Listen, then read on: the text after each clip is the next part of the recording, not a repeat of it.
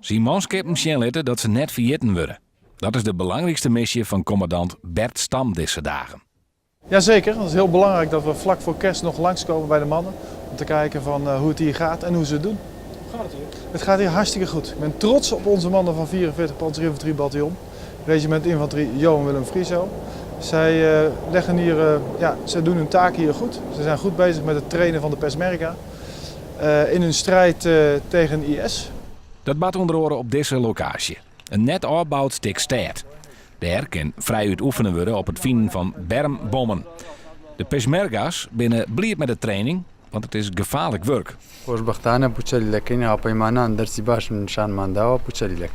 Het Fries bataljon is bot motiveren om van de missie wat goeds te maken. Wat ze joggen, maakt het indruk. Ja, ik ben verleden week in Bashika West. Dat is een stad die is tot 20 november ongeveer in hand van Daesh West. En daar hak wel, daar hak zo'n 1/4 van de huizen weer compleet kapot bombardeerd. Langs de dikken daar liggen al hier IED's, bermbommen.